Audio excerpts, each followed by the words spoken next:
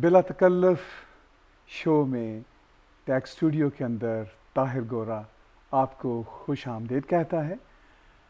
नाजरीन, आज बिला तकल्लुफ़ में हम एक ऐसी महान हस्ती के साथ बैठे हुए हैं जो हमारे साथ लिटरेचर पर बिला तकल्लुफ़ बातचीत करेंगे, और वो हैं जानी पहचानी हस्ती, बहुत ही मारूफ हिंदी राइटर जनाब तजिंदर शर्मा जी। मैं उनको कनाडा में और अपने स्टूडियो में वेलकम कहता हूँ। शुक्रिया हुजूर, और आपकी ऑडियंस को नमस्कार।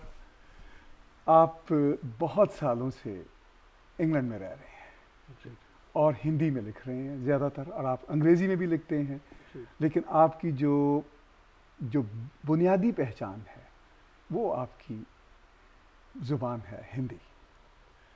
तो कैसा आपको लग रहा है, चूँकि आपका ये भी एक, आपके बारे में अगर देखा जाए तो ये भी क्लेम सा हमें नज़र आता है कि आप ये भी कोशिश कर रहे हैं पूरे खलूस के साथ कि इंग्लैंड में रह के, यूरोप में रह के, वेस्टर्न वर्ल्ड में रह के हिंदी राइटर की एक बहुत बड़ी शनाख्त बनाई।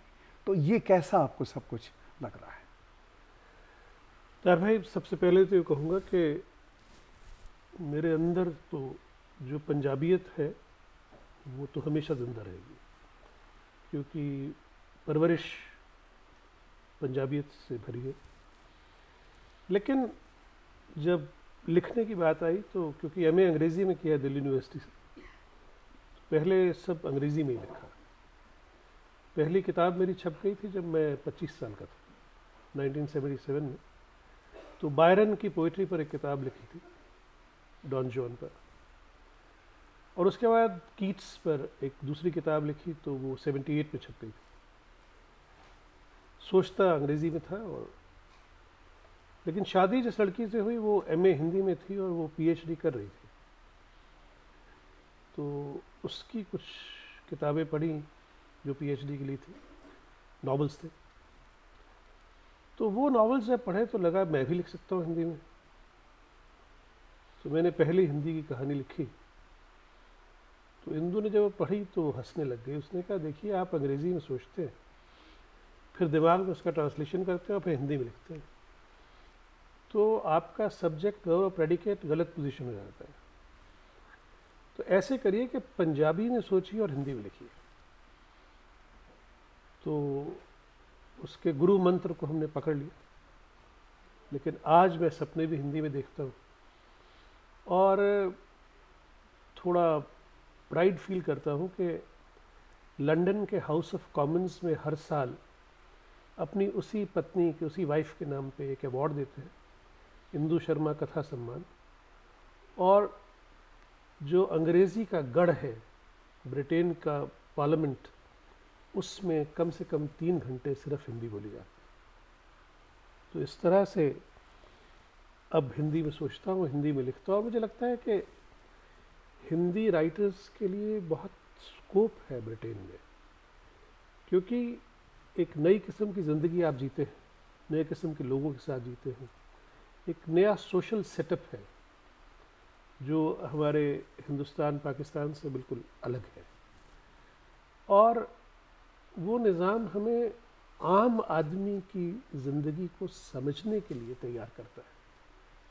वो आम आदमी जिसके लिए हमारे मुल्क में सिर्फ नारेबाजी है, उसका कितना डीप रूटेड ख्याल रखा जाता है इस मुल्क में जहाँ हम रहते हैं।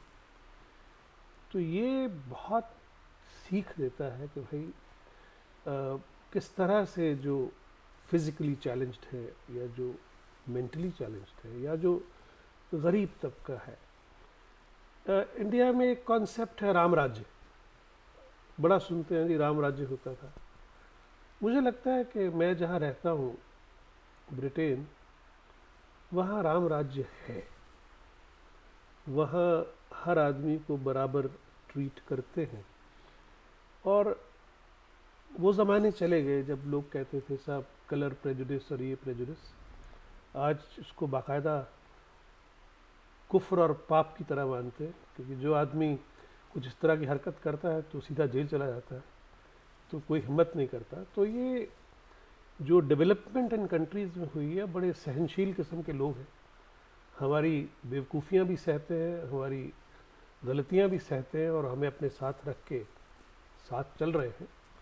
तो मैं समझता हूँ कि इस मुल्क में जो कुछ हमने सीखा है वो लिख के हिंदी के, उर्दू के पाठकों के पास, रीडर्स के पास पहुँचाएं कि दुनिया और भी है, सिर्फ वो नहीं जहाँ हमने बचपन बिताया।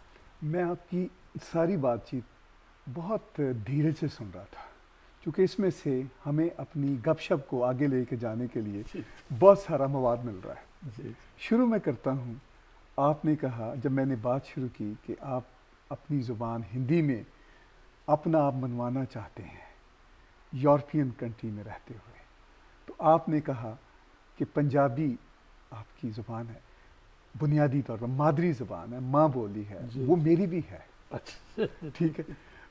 मैं ये बात बहुत दिलचस्पी से पंजाबी होने के नाते भी और एक आपके कंटेम्प्रेरी राइटर होने के नाते भी सुन रहा था। पाकिस्तानी पंजाबी राइटर्स का ये मसला तो हमेशा रहा है कि वो अपनी ज़ुबान में अक्सर व बेशतर उनमें से नहीं लिखते। जी। लेकिन जो हम कहते हैं चढ़दे पंजाब के जो पंजाबी हैं या जो हिंदुस्तान के जो पंजाब, वो अपनी ज़ुबान में भी कुछ ना कुछ लिखते हैं। आपने बात की कि आपने अंग्रेज़ी में मास्टर किया तो आप अंग्रेज़ी में सोचना शुरू हुए, फिर आपकी पत्नी जो पीएचडी कर रही थी उस वक्त हिंदी में, तो आप हिंदी की तरफ आए, फिर उन्होंने आपको एक सलाह दी कि क्यों ना आप पंजाबी में सोचें, आपकी अपनी ज़ुबान। ये सब बातें खूबसूरत हैं और ये सब बातें चल रही हैं, मगर क्या मैं जो असल बात आपसे करना चाहता हूँ, जो कि आपका इस वक्त फोकल पॉइंट है आपकी राइटिंग का, कि किसी तरह से यूरोप में रहते हुए एक हिंदी राइटर के नाते आप हिंदी वर्ल्ड को, हिंदुस्तान को और पाकिस्तान के समाज को बताएं कि वेस्टर्न वर्ल्ड में क्या हो रहा है। तो क्या शामिर साहब ऐसा नहीं है कि ये काम तो बहुत पहले से हमारे बहुत सारे राइटर कर रहे थे और बहुत किया उन्होंने काम? हर पीढ़ी के लेखकों की अपनी एक सोच होती है और उस सोच के तहत वो काम करते हैं। निर्मल वर्मा हमारे बहुत बड़े राइटर हुए हिंदी के, उन्होंने इंग्लैंड में कुछ वक्त बिताया था। वो जितना लिख गए वो ऐसा था जैसे कोई आदमी किसी चीज़ को बाहर से देख रहा है, खुद उसका हिस्सा नहीं, और वो उस पर कमेंट कर रहा है। दरअसल ये जो इमिग्रेंट राइटर्स होते हैं, जिनको प्रवासी लेखक कहते हैं हम हिंदी में, इनके 3 लेवल होते हैं लिखने के, 3 स्टेजेस होती हैं। पहली स्टेज है जब वो जाके दूसरे मुल्क में सेटल होते हैं तो नॉस्टैल्जिक होके अपने मुल्क को याद करते हैं और नॉस्टैल्जिया से भरपूर लिटरेचर लिखते हैं कि I am missing my India, I am missing my village, मैं अपने गांव का गोबर और गांव की सरसों मिस कर रहा हूँ। वो पीरियड ऐसा होता है कि हर लेखक के लिए ज़रूरी है कि अंदर का मवाद एक बार निकल जाए। दूसरी स्टेज आती है जब वो निर्मल वर्मा की तरह उस समाज को देखता है और उसको समझने की कोशिश करता है। उस लिटरेचर में वो इन्फॉर्मेटिव होता है कि वो जो नई दुनिया देख रहा है, उस नई दुनिया को किस तरह अपने रिश्तेदारों, अपने पाठकों, अपने मुल्क तक पहुंचाए कि भाई मैं आज एक नई दुनिया देख रहा हूँ। तीसरी स्टेज होती है जब वो उस समाज का हिस्सा बन जाता है, अब वो उनसे अलग नहीं है, जब उसमें लिव करता है, जब वो लिव करता है, देन ही बिकम्स। अब जैसे मैं ब्रिटिश इंडियन हूँ, इंडियन ब्रिटिश नहीं हूँ, तो जब आप वो बन जाते हैं तो फिर आप अपने समाज की कहानी लिख रहे होते हैं, आप उसे बाहर से नहीं देख रहे होते, आप उस समाज का हिस्सा हैं, वो समाज आपका है, और आप ठीक उसी तरह महसूस करना शुरू करते हैं जैसे कि उस समाज की पल्स है। तो आप उस पल्स को अब अंदर से महसूस कर रहे हैं। तो आप उसके बारे में जब लिखते हैं तो आपको इन्फॉर्मेशन नहीं देनी, आप जर्नल नहीं है, आप साहित्यकार हैं, लिटरेरी फिगर है।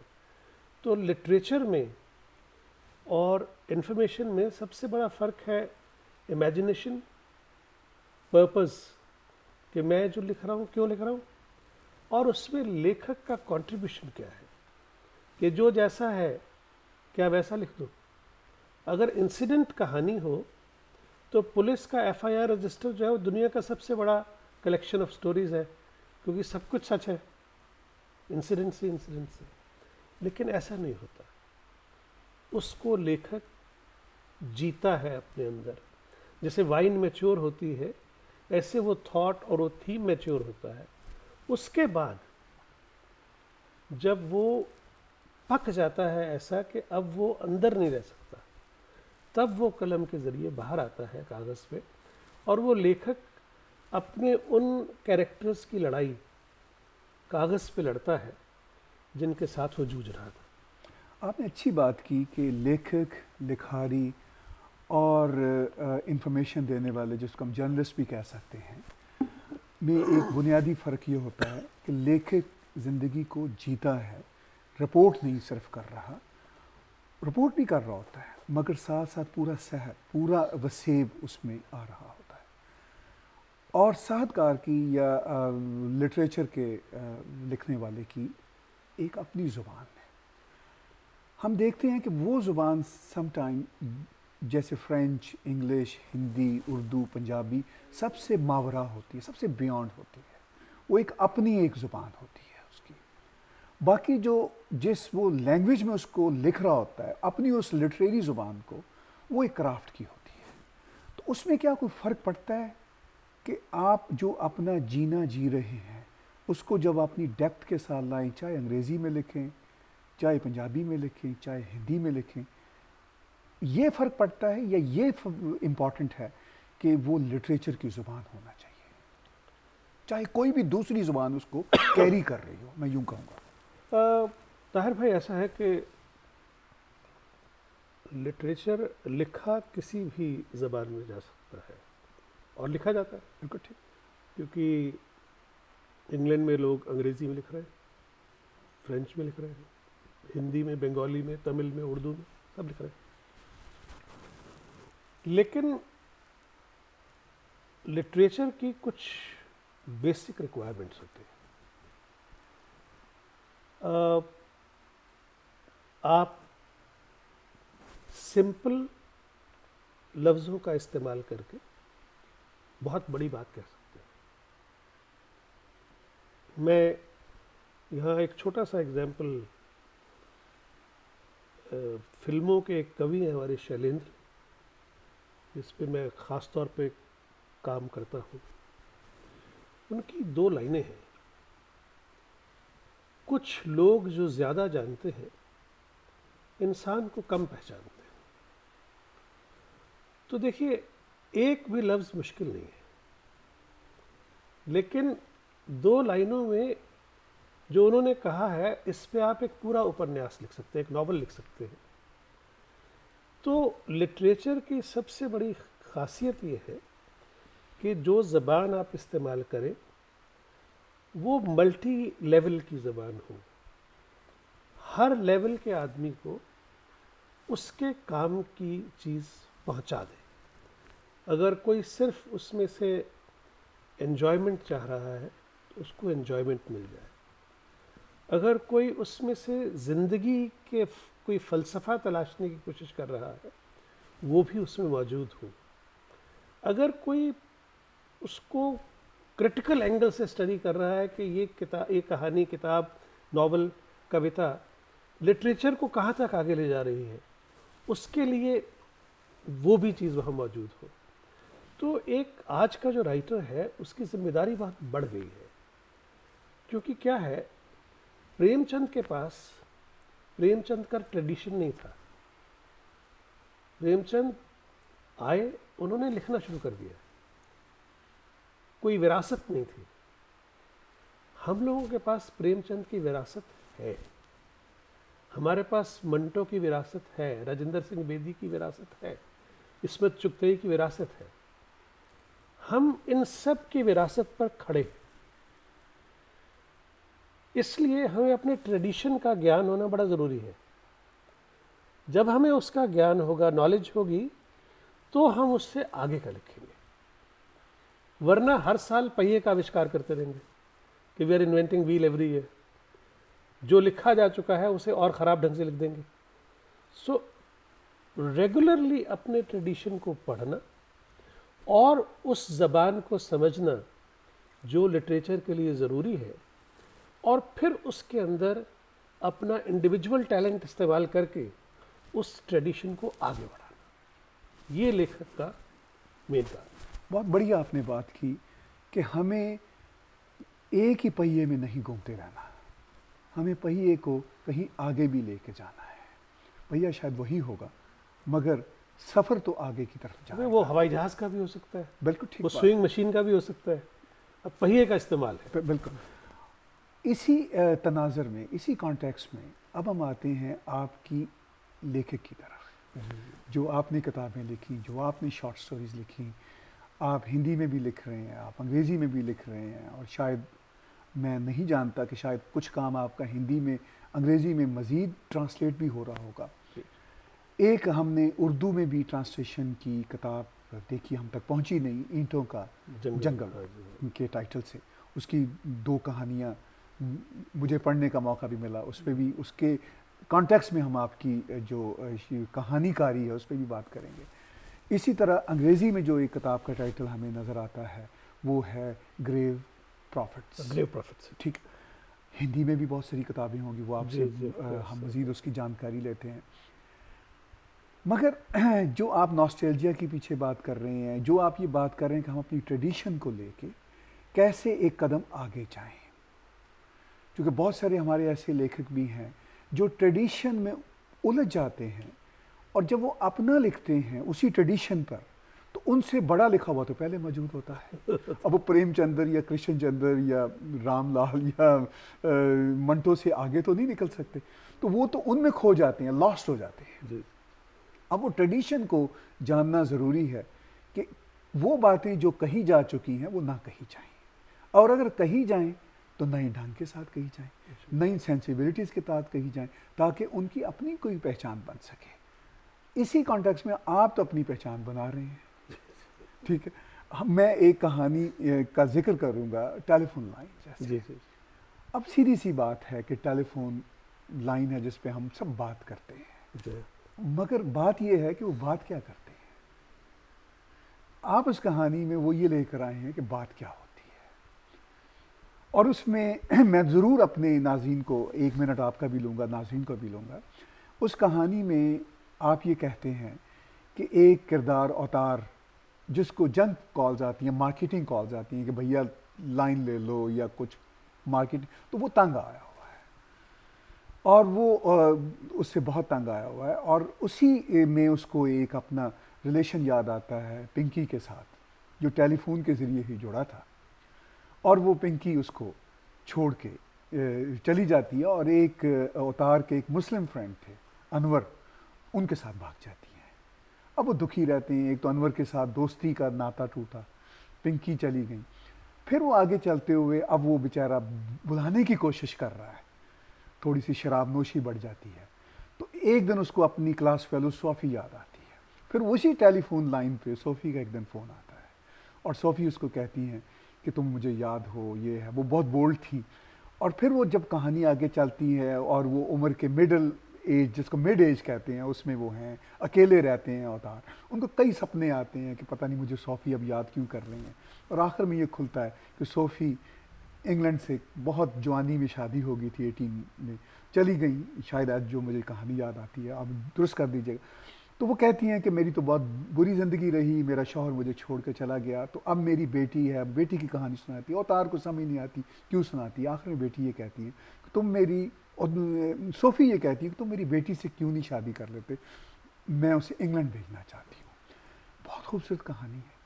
मैं एज अ रीडर जब पढ़ रहा था तो आखिर में एक मुझे एक रोने की कैफियत हुई कि उसकी बेबसी जो औरत की है। तो इस पे हम बात को आपकी कहानियों के साथ जोड़ के आगे चलेंगे कि वो एक आम सी बात है मगर आपने उसको एक इंतहाई मॉडर्न कॉन्टेक्स्ट में किया। तो क्या वो जो बेबसी है वो हमारी ज़िंदगियों का हिस्सा है, या हम निकल सकते हैं या नहीं निकल सकते? एक कहानीकार के तौर पर आपको कैसा लगता है? मुझे लगता है ताहिर भाई कि जब से लिटरेचर लिखना शुरू हुआ है,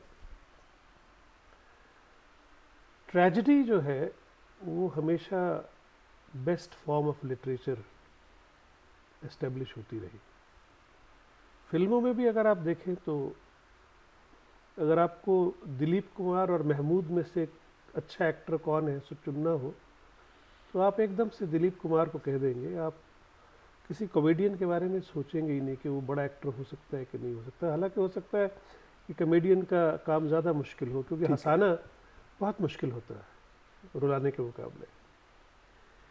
तो tragedy as a form of literature ज़्यादा महत्वपूर्ण रही है, इम्पॉर्टेंट रही है। और वो अगर आप चाहे एरिस्टोटल के ज़माने से देखें, ग्रीक ट्रेजेडी के टाइम से, या शेक्सपियरियन ट्रेजेडीज़ जो है 4 मेजर, तो बेबसी की टाइप में चेंज आ गया है, क्योंकि हर ज़माने की बेबसी अलग होती है। एक ज़माना था कि औरत को पता नहीं था कि वो बेबस है, वो उस ज़िंदगी को एंजॉय कर रही थी जो उसको दी गई थी या गुजार रही थी। तो उसको पता ही नहीं था कि इसके बाहर भी दुनिया है। उसको वही दुनिया पता थी कि एक मेरा हस्बैंड है, मेरे बच्चे हैं, मेरे घर की 4 दीवारी है। उसके बाहर की दुनिया का उसको कुछ पता नहीं था कि है। आहिस्ता आहिस्ता जब एजुकेशन बढ़ी, जो मॉडर्न एजुकेशन है, उसने हर आदमी को नई नई बेबसी से इंट्रोड्यूस किया। और वो क्योंकि सोच सकता था किरदार, अब पहले अनपढ़ था, जाहिल था, तो सोच ही नहीं पाता था। उसको लगता था ये मेरी ज़िंदगी है, मेरा काम है सवेरे जाके मैला उठाना, मेरा काम है सड़क पे झाड़ू देना, मेरा काम है कि ब्राह्मण सामने से आ रहे तो उसके सामने से हट जाना। ये सब एक्सेप्टेड थे। किसी को पता ही नहीं था कि वो बेबस है, मजबूर है ये करने के लिए, वो सोचते नहीं थे। फिर ये लोग लिटरेचर में आए, ये हमारे पहली पीढ़ियों ने इनको पकड़ा कि भाई ये भी लिटरेचर के किरदार बन सकते हैं। जब प्रेमचंद कफन नाम की कहानी लिखते हैं तो आपको पता लगता है कि घीसू और माधव किस दुनिया के लोग हैं कि जो अपनी घर की औरत का कफन का पैसा खाने को तैयार बैठे हैं। लेकिन वहाँ भी प्रेमचंद बड़ा क्लेवर राइटर है। वो एक आपको आशा की किरण देता है कि समाज अभी इतना ख़राब नहीं हुआ कि मुर्दे को कफन ना मिले। चाहे उसके घर वाले कितने भी लचर लोग हैं, फिर भी समाज इकट्ठा होकर मुर्दे को सही ठिकाना दे देगा।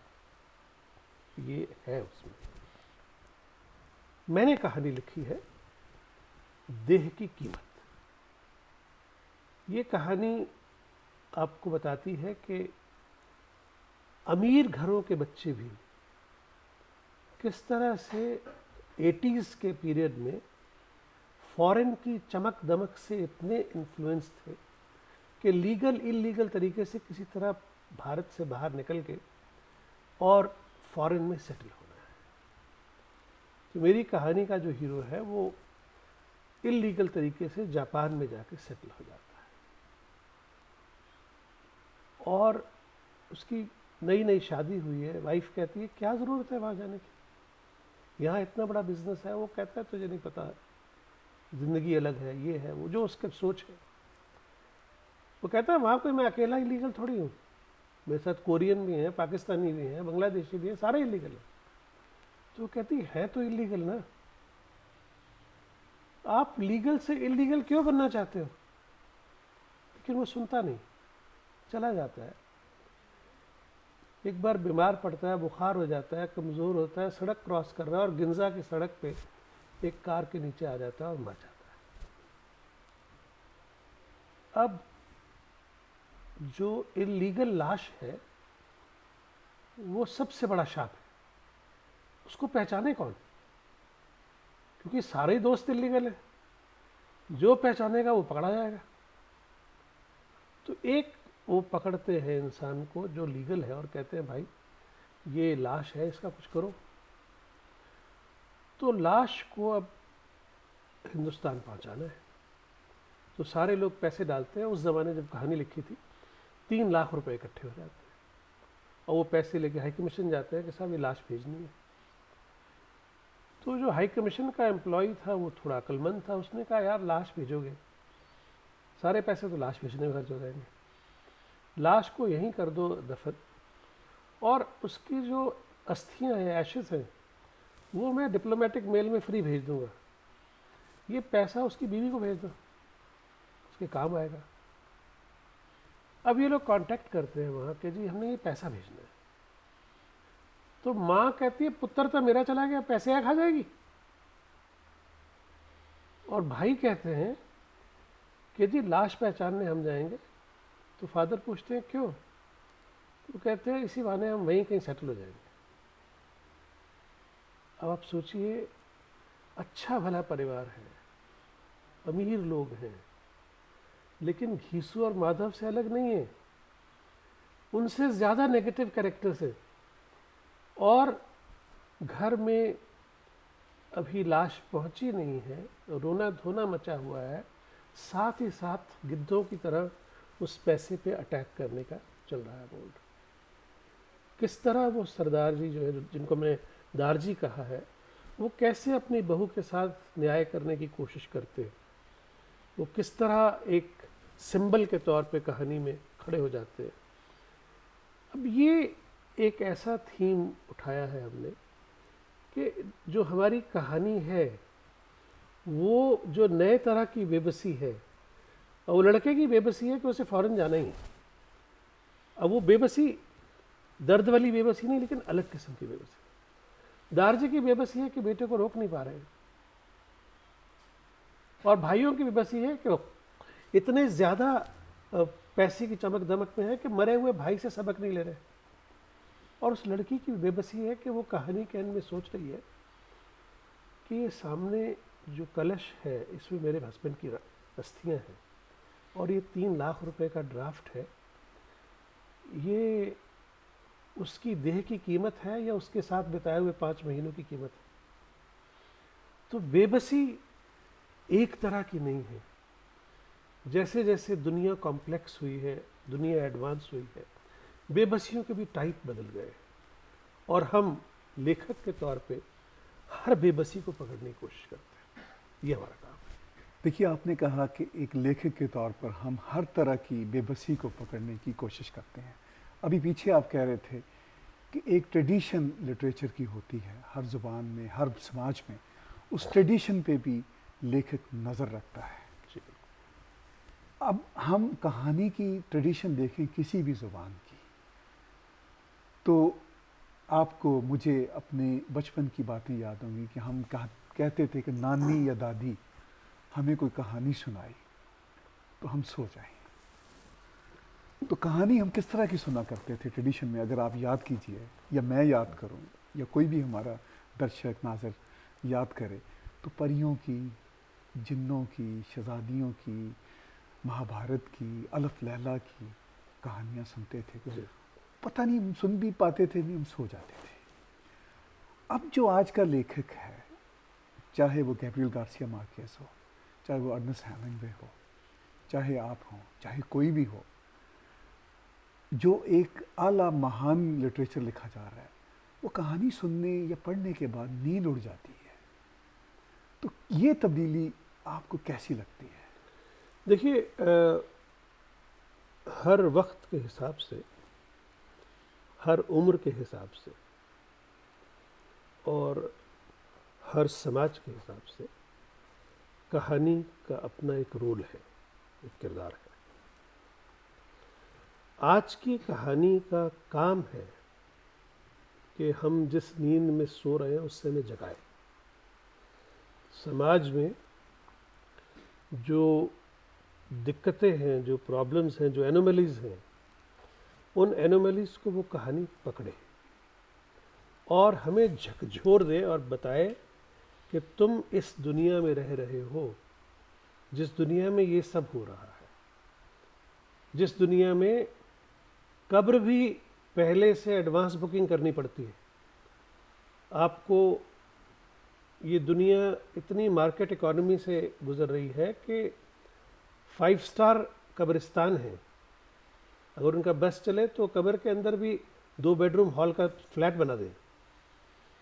तो ये जो दुनिया है जिसमें हम आज जी रहे हैं, जहाँ रिश्ते ख़त्म हो रहे हैं, जहाँ डीजनरेशन ऑफ रिलेशनशिप इतनी ज़्यादा हो गई है कि life is governed bye economic considerations, तो जहाँ पैसा इम्पॉर्टेंट हो गया है, इकोनॉमिक्स इम्पॉर्टेंट हो गई है, उस दुनिया में अगर कहानी भी आपको सुला देगी तो आप तो ख़त्म हो जाएंगे, क्योंकि आप वैसे ही सो रहे थे, ऊपर से और सो गए।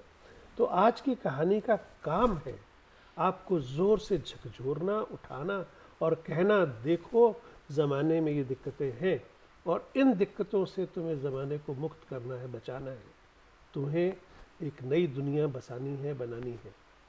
चाहे वो दुनिया का सपना मेरे पास है या नहीं, लेकिन इतना ज़रूर जगा देना है आपको कि आपको महसूस हो कि हमें एक ऐसी दुनिया की तलाश है जहाँ सबके सर पे ताज हो। आपने कहा कि आज के कहानीकार की और आज की कहानी की या नावल की या फिक्शन की अब एक तरह से शायद रिक्वायरमेंट बन गई है कि वो सुलाने की बजाय जगाए रीडर को। तो क्या एक लेखक होने के नाते आप ये कहना चाह रहे हैं कि ये मिशन होना चाहिए लेखक का, या एक खुदरो पानी की तरह का एक जज्बा होना चाहिए? ये सब जो मिशन वाली बात है, ये कुछ सालों तक हिंदी लिटरेचर में थी।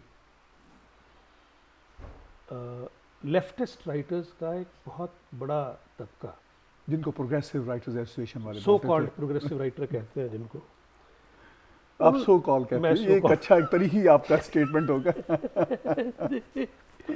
क्योंकि क्या दिक्कत है कि इन लोगों ने लिटरेचर को पैम्फलेट बना दिया। जो विचारधारा है, जो आपकी पॉलिसी है, वो पॉलिटिकल पार्टी चला सकती है, लेकिन लिटरेचर जो है वो उस विचारधारा के दबाव में टूट जाता है और सिमिलर चीज़ें बार बार दोबारा रिपीट होती हैं। वही किसान, वही मजदूर, वही गवर्नमेंट के अगेंस्ट, वही भ्रष्टाचार, बस ये लिखते चले जाते हैं। और ज़िंदगी के इतने आयाम हैं, वो सब छूट जाते हैं। वो ये भूल जाते हैं कि दायां हाथ भी है, इसका इस्तेमाल भी करना है। तो मेरा हमेशा कहना यह है कि कहानी विचारधारा के दबाव में ना लिखी जाए, विचार से लिखी जाए जो भीतर से पैदा होता है। जब विचार भीतर से पैदा होगा, देखिए कोई भी सेंसिटिव आदमी, किसी गरीब को कोई अमीर सता रहा है तो सेंसिटिव राइटर अमीर के साथ खड़ा हो ही नहीं सकता, क्योंकि हमारा तो बेसिक एम है सताए हुए के साथ खड़ा होना, हारे हुए के साथ खड़ा होना, ये हमारा एम है। लेकिन वो हारा हुआ आम आदमी होना चाहिए, वो रावण नहीं होना चाहिए। रावण जब हारेगा तो लेखक को उसके साथ नहीं खड़ा होना, उस जीत का वो जश्न मना सकता है। लेकिन जब आम आदमी जो है, जिसकी लड़ाई हमें लड़नी है, वो आम आदमी जब जब हारेगा तो वो देखेगा कि कोई भी सेंसिटिव राइटर उससे दूर नहीं खड़ा, वो उसके दर्द को अपना दर्द समझ रहा है और उसके दर्द को अपनी कहानियों में, अपने लिटरेचर में प्रेजेंट कर रहा है। जब आप आम आदमी की बात बार बार जोर दे के कर रहे हैं, तो इससे मुराद आम आदमी पार्टी तो नहीं है?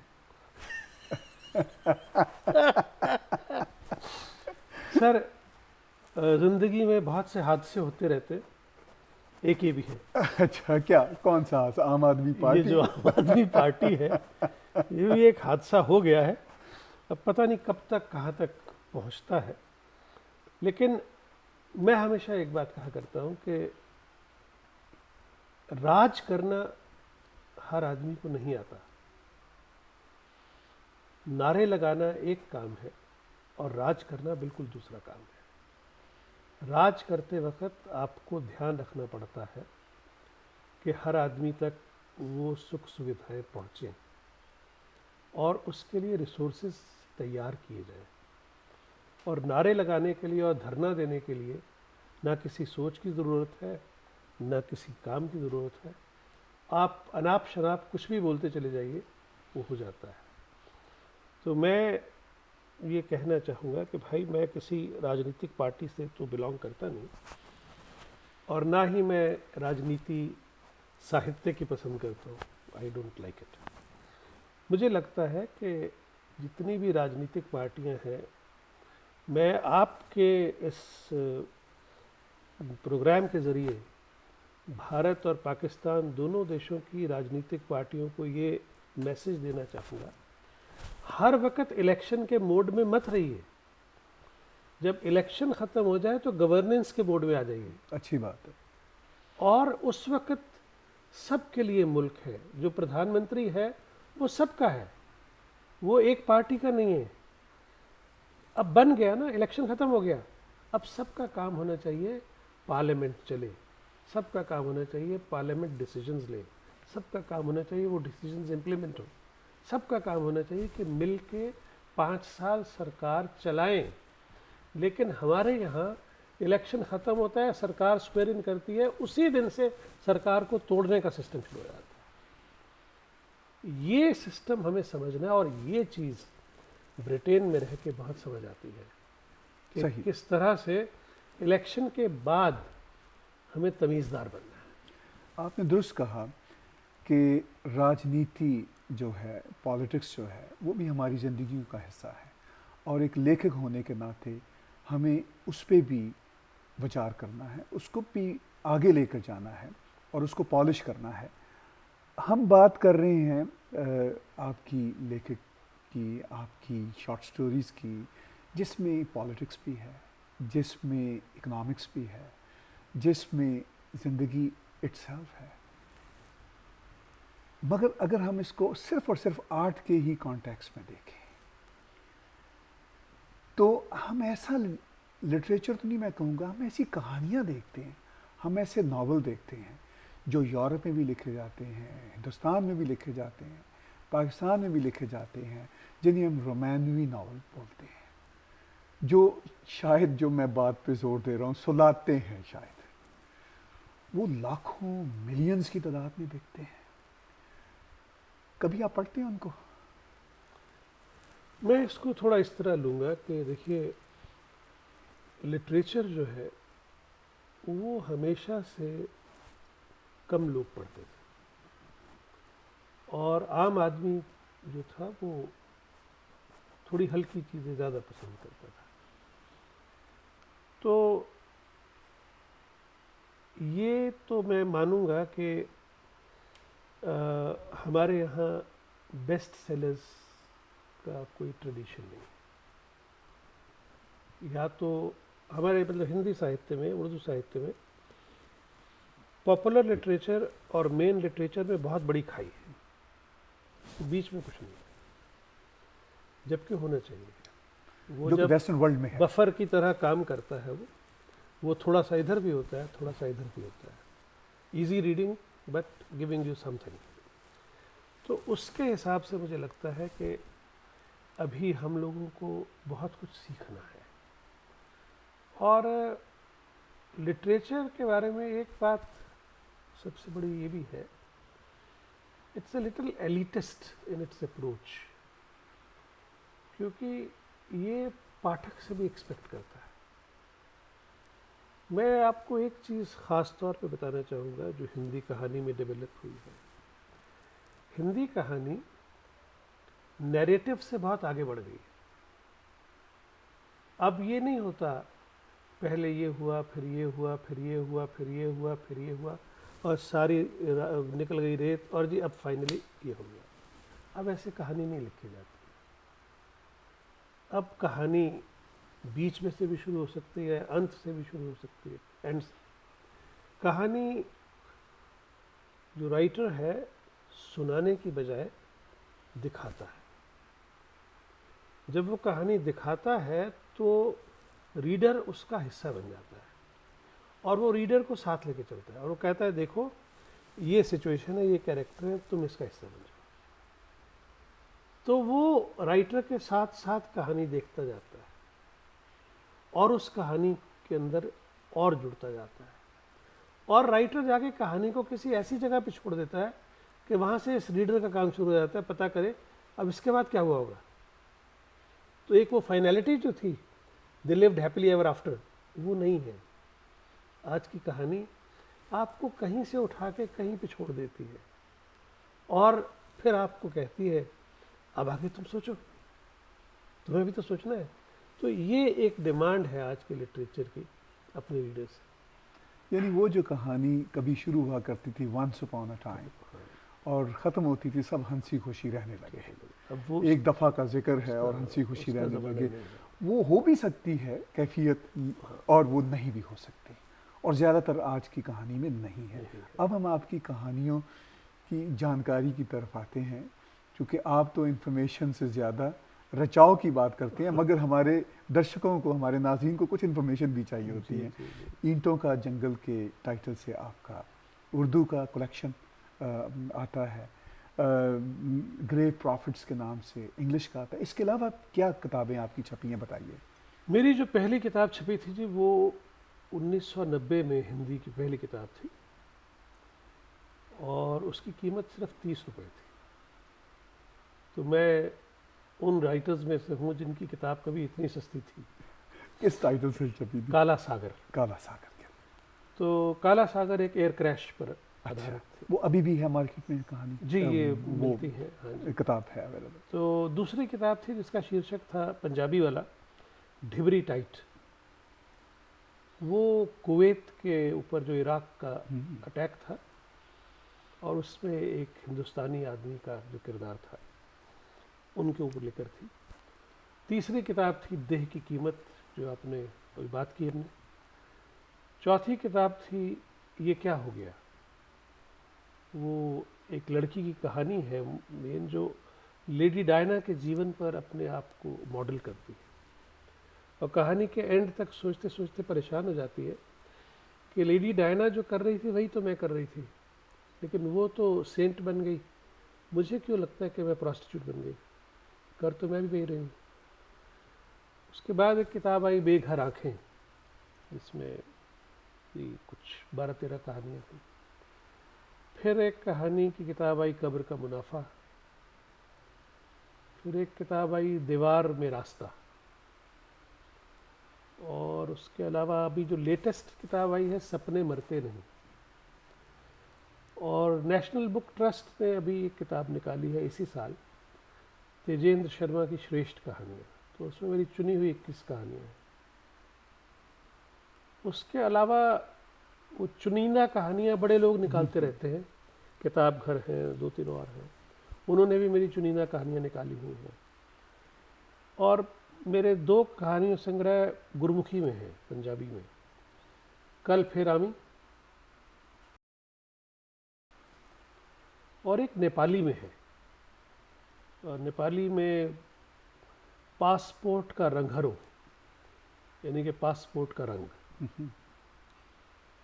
इसके अलावा मैं कहूँगा कि लकी हूँ, बहुत सारी किताबें मेरे ऊपर लिखी गई हैं। तो ये आमतौर पे ज़िंदगी में कम ही होता है, क्योंकि इसकी पहली रिक्वायरमेंट है कि आपको मरना पड़ता है। मैं कहूँगा कि भाई हाँ, मैं किस्मत वाला हूँ कि बहुत कुछ लिखा गया है। और आजकल बहुत से बच्चे हैं भारत में जो कुछ पीएचडी कर रहे हैं, कुछ एमफिल कर रहे हैं मेरे ऊपर, तो इट्स क्वाइट नाइस। वो जो कहते थे कि आमतौर पर लेखक मरने के बाद अमर होता है, आप बिलाशुबा खुशकिस्मत हैं कि जीते जी अमर हो गए। और क्यों ना हो, जब आपकी दर्जन भर ओरिजिनल किताबें हैं उस जी। पे लोग लिखेंगे भी, बात भी करेंगे और ये सब कुछ तो होगा और इसका जो है सारा सेहरा आप ही के सर को। बस ऊपर वाले की दुआ चाहिए और काम अपना चल रहा है। बस ये है कि भाई आई ऑलवेज से कि I should die with my boots on, कि भाई लिखता रहूं और हर बार कुछ नया लिखूं। बहुत अच्छी आपने बात कही और इसी पे हम आज आपसे बातचीत क्लोज़ करते हैं, इसका इख्तिताम करते हैं कि जो आपकी ये इच्छा है, जो आपकी ये ख्वाहिश है कि हर बार कुछ नया लिखूं, यही लिखने वाले को शांति देती है बात और यही रीडर को मज़ा देती है बात कि वो अपने पसंदीदा राइटर को नए रूप के साथ, नए रंग के साथ, नए ढंग के साथ पढ़े। हम बहुत धन्यवादी हैं, बहुत शुक्रगुजार हैं कि आपने वक्त निकाला, आप कनाडा के मुख्तसर दौरा पर आए हुए हैं, आप हमारे स्टूडियो तशरीफ़ लाए और आपसे बातचीत मेरी दिल की तमन्ना है कि जब भी कभी आएँ हम एक कदम आगे बातचीत को जी, करें, बिल्कुल। जो आज कर रहे हैं वो नेक्स्ट में ना करें, वो और करें बातें वही उस ट्रेडिशन से आगे। आगे जाए। मगर जो बातें आज आपके साथ की हैं गपशप के अंदाज में, बिला तकल्लुफ़ लहजे में, उसका मकसद यही था कि हम अपने नाजरीन को, व्यूअर्स को ये बताएं कि इतने महान राइटर जो हैं उनकी कुछ सोच क्या है, क्योंकि हम इतने मुख्तसर वक्त में कुछ सोच ही सामने ला सकते हैं। मैं बहुत बहुत शुक्रगुजार हूँ कि आप स्टूडियो में तशरीफ़ मैं लाए। आपका और टैग टीवी का शुक्रगुजार हूँ और आपके व्यूअर्स को एक बार फिर से नमस्कार कहता हूँ। आपसे बात करके बहुत अच्छा लगा, उम्मीद है आपको भी लगा हो। बहुत शुक्रिया। नाज़रीन, आज हम गुफ्तगू सुन रहे थे जनाब तजेंद्र शर्मा जी की। हमारा प्रोग्राम देखने का बहुत बहुत शुक्रिया।